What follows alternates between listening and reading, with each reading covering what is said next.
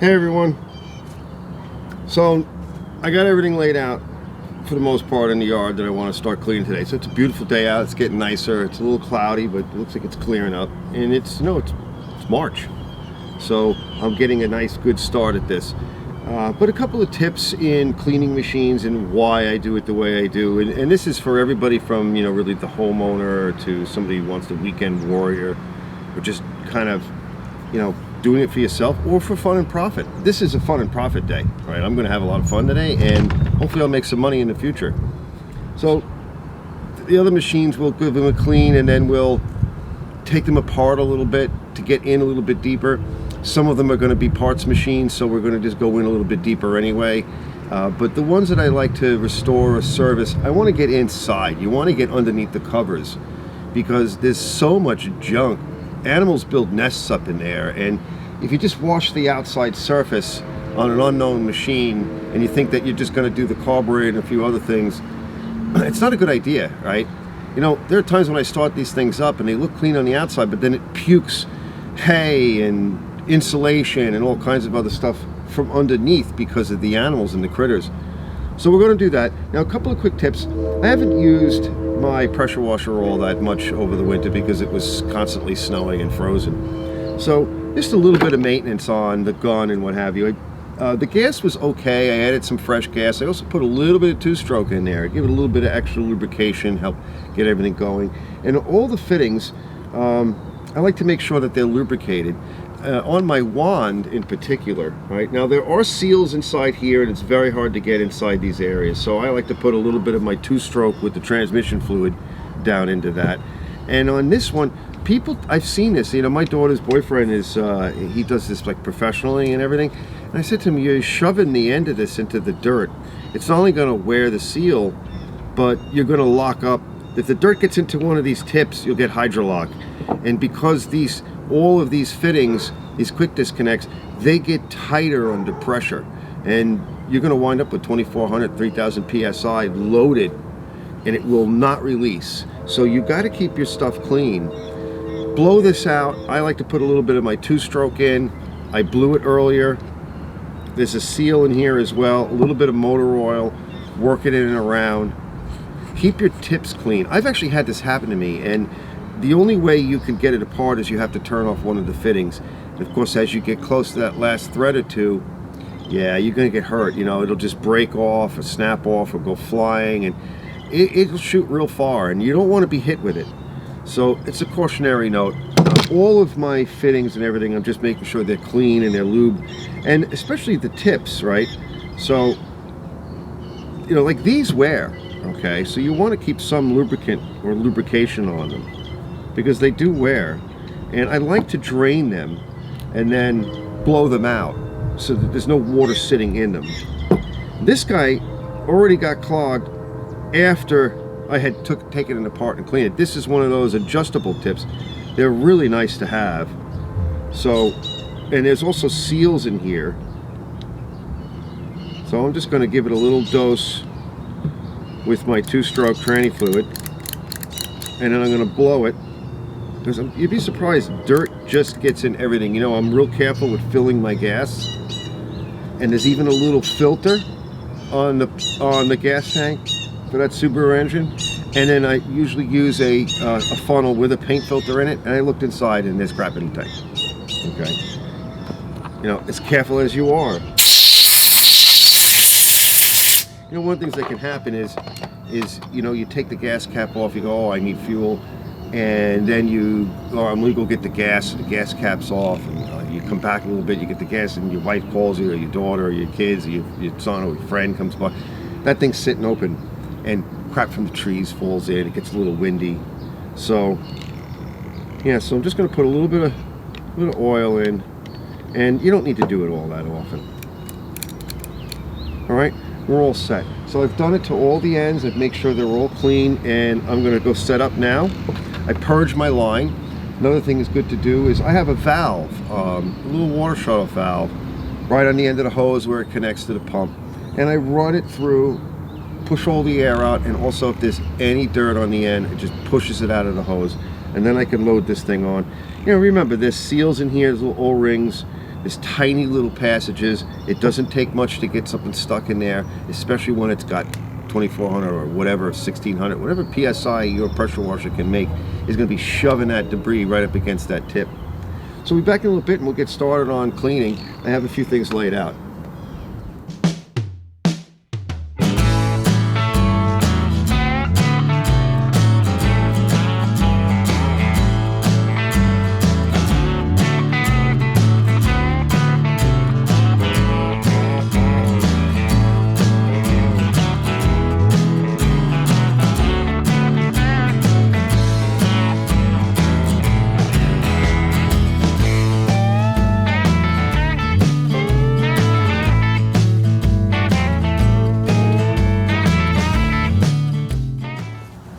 Look at that. Isn't that cool? How crazy is that? It's mint, right? It's like cleaner on the underside than it is the top side. All right, I'm gonna try to make this one mint. Now you can see here on this Toro, I'll put it in a light more, but it's pretty naggy. See all that stuff wrapped up in there? I know, the light's not good. Hold on. That might help a little bit. But yeah, and it's missing the back section here, which we should be able to, I might have one of those. So let's get this one cleaned up. All right, dug out a few more. These we got to tear down right away. I always like to start off the year somewhere in the beginning of the year with the Toro. This one might be parts 2 because I found some issues with it and a crack. And it's distorted. So we'll have to see, but I got another one.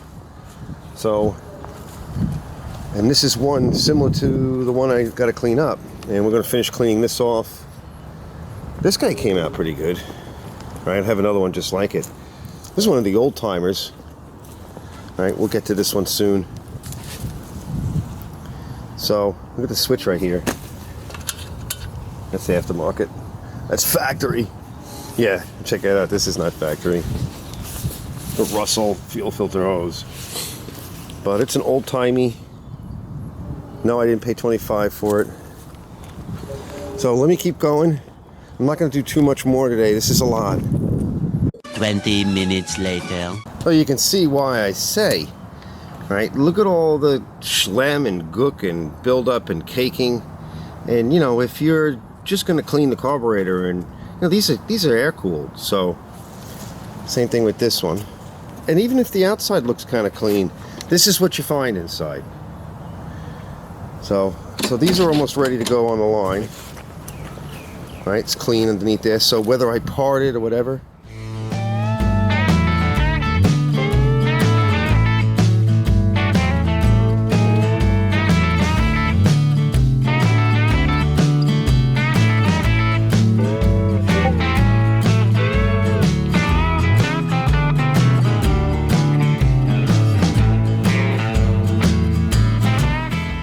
The next day.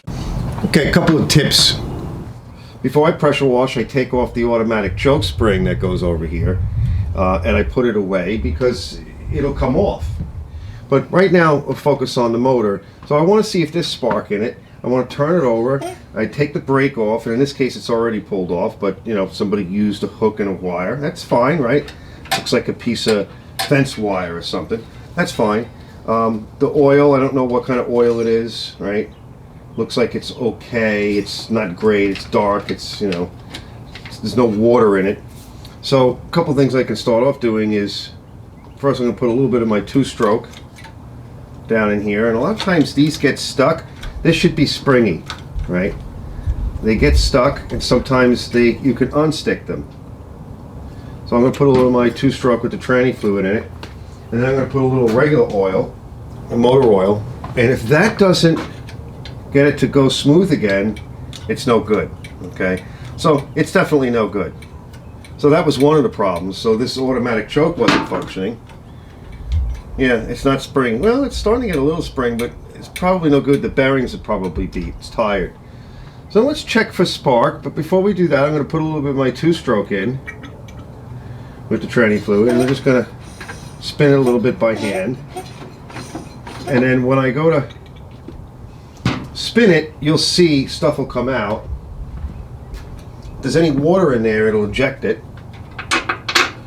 And of course, I like to see you know, what does the plug look like? Now I don't have the light on in the camera, so you're not going to see a good look at it, but it was sooty, probably because the automatic choke was stuck forward or something. Catch any junk that comes out. Get the water out, right? Get the water out of the carburetor, because I'm going to store this if the motor is worthwhile. Alright, nothing really in there. Alright. Now we're going to do a little spark test. And I'm just going to hold the... I'll put this on there. And if you don't want to hold it on, right, one of the things I like to do, take a pigtail and clip it on the engine someplace where there's metal. And I just kind of nip the grounding electrode. And I'm not looking for, you know, really good shot showing you everything just yet. I just want to kind of go through this real fast. Alright, we got some spark. Alright, it's not great, but that's considering the condition of the plug and the rest of the engine. Now, I usually clean these coils up and I measure them with an ohm meter. I like to have them within, you know, around 6,000 ohms. They're getting to the point where they're no good. Now, but for all intents and purposes, I'm going to write on this muffler what I found, right? So that's the plan, is to figure out what I've got to work with when I put this thing away. One of the other things I do is I look at, before I pull the blades off, I also check to see if the crank is bent or the blade is bent. And I've already done that, so I've showed you that many times before, but we'll get into that again. So we'll put a little bit more juice in, and this isn't really like what they call a dry and wet compression test. To do a wet compression test, you want motor oil in there. So this is to kind of chase out any water that might be in there and just lube things up so I can put it away. All right, now let's just see what we get for compression. Now, you're not going to probably see the gauge, but I'll yell it out.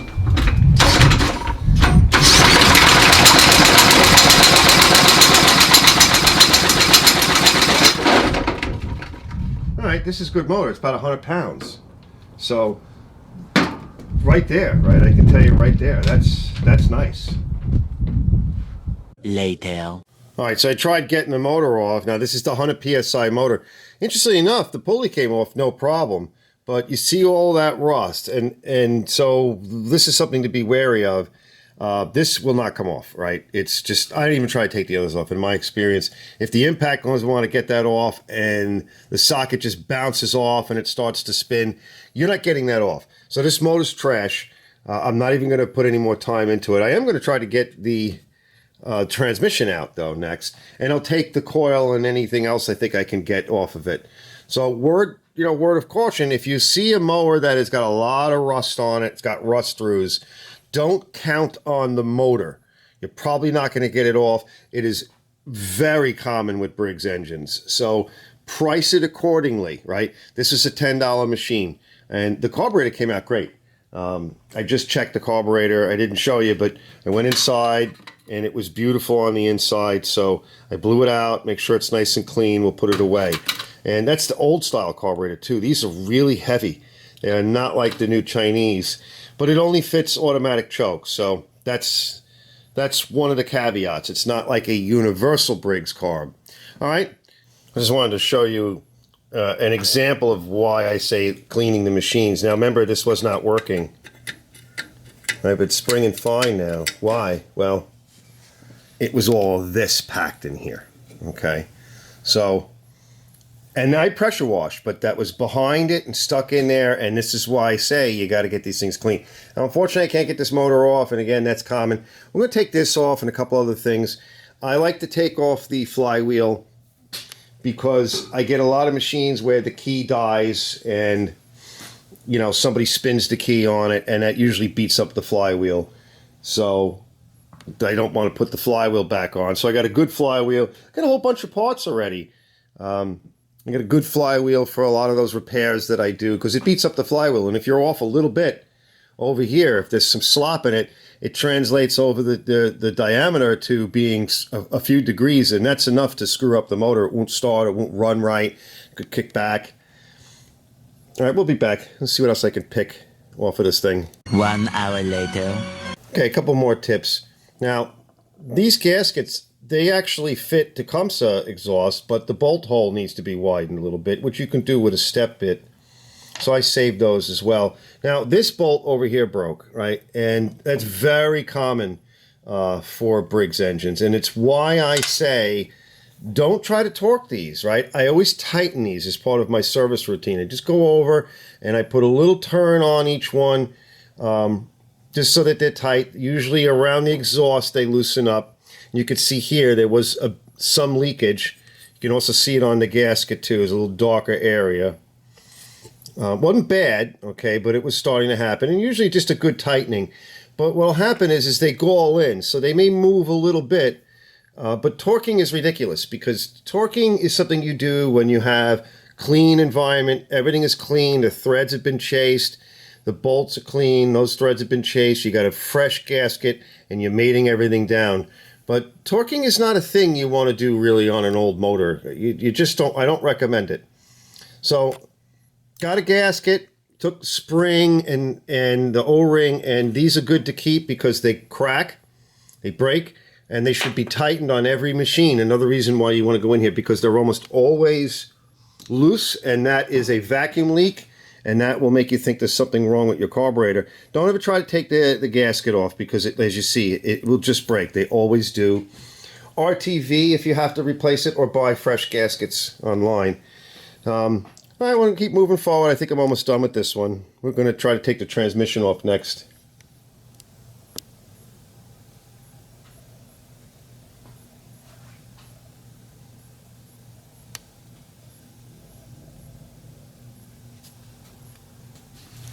All right, everyone, so table full of parts, right? I actually just put a couple other items on here. I threw out the Hulk, the rotted part. So that's gone. That's in my pile. So we got good parts here. So just some of the things here. I got a nice hat with a tank and a pull starter mechanism. And I even have the little plastic piece that goes on the end that covers it over, because a lot of them have that. So I have it. It's over there somewhere. I got a halfway decent belt. Okay, it's not great, but you know, pull me out of a jam. It looks like it's okay. A really nice 22-inch blade out of that. Now, you know, that's something that I do order from time to time. It's also a universal blade. But I get these, like, all of a sudden 22-inch machines will come in and they're basically good and they need blades. So, listen, $10. Okay? $10. So, good blade. I got a nice flywheel. I already put the key away. We got a good muffler system with a good divorce choke on that. Oddly enough, I managed to get a good pulley adapter and blade adapter. I got a really good transmission. This transmission's in excellent shape, along with the adjusters and spindles and bearings, which are all in really good shape. I even took the rear adjusters because they were just so nice. Even the plastic on the handles are good. Right? I got front wheel drive cable, okay, which is in good shape. By the way, one of the things I do with them is I stick them in the used oil. I pull them out, I lay them in the oil, I run them through a bunch of times, I wipe them off with a tissue or a rag, and then I label them when I put them away, and that keeps them nice, and they're already lubricated. And all I have to do is just wipe it off, put a little white grease on it, and install it. We got 3 wheels, which these front wheels are actually not bad. They'll be fine on a cheaper machine. 1 rear wheel, because the other one I tossed. I did get these backing plates, which often they're just absolutely destroyed. This one's not as good, but there's still life in them, so I will use them on a cheaper machine. Even if I just throw this one away, okay, which I'll probably do. I don't like it when dirt gets in there, and it's not good for the mechanism. I got a good carb backing plate. It's not a push button style. I got a great carburetor. Another one of these rubber douche things. The pipe, right, the intake tube, decent plug. This cup here, which I lubricate the pull starts, and a lot of times they don't grab, so an old rusty one is nice. Got a good coil, an excellent gasket, a head, bunch of bolts, and an apron, okay, which a lot of times they're no good. So I like to make complete mowers. So this is, I'm pretty happy, and I'm tired today. I'm just winding down. Now I'm going to paint the top of this table. And it's still early, it's about 1 or 2 o'clock, but I'm tired today. And I was thinking about doing another machine, but I'm like, you know what, I'll just paint the table and I'll slow down. I like doing this on days where I just don't have a lot of that energy in me, and you know, I don't really want to take a day off, but I want to do something and I don't want to be too committed. I've been listening to music and surfing the web and hanging out and eating and wandering, and I think it's just a lot of fun to do, and I got a wealth of parts for $10. So I highly recommend this if you guys can pick the right machine. It would have been nice to get the motor, but again, word of caution on the Briggs motors that you see that are on rusted bodies. The bolts just don't come out. It's not worth. I've tried. Yeah, you could get it off, break the bolts, drill out the bottom. You could do that, okay? But I've tried it. It's not worth it, okay? It's just not, because I have a lot of other machines out there. I got a ton of motors inside, and you do this for a year, a couple of years, or whatever, you'll have plenty of motors. Believe me, they're a dime a dozen. It's not worth your effort. So, and I'm telling you that, and I'm Mr. Frugal, right? So I would go out and save everything, but some things are just not worth the fight. Anyway, fun and profit, guys. Another episode for just some quick tips of what you can expect to get. Even if you paid $15 to $20, there's a lot of parts here, right? It's just that the motors, sometimes on the Briggs, don't always expect to get that motor going again. Bolts break. You saw what happened with the head bolt as well. If the motor is on a decent body and you're getting 60 pounds, 75, 80 pounds of compression, don't try to take the head bolts off. Don't try to take the motor off. If the body's halfway decent, even if it just needs a little bit of paint, work around that, right? There's no reason to go there. You're just going to open up a can of worms and you're going to wind up losing money, and you won't have a really nice machine to sell. So when you're done. Anyway, guys, I'm going to get out of here. I'm going to go fool around with this table now. I hope this was helpful. Don't forget, hit the like and subscribe button. Let's build the channel. And I had a lot of fun doing this, and I got to go figure out where I'm going to put it all. I'll be back.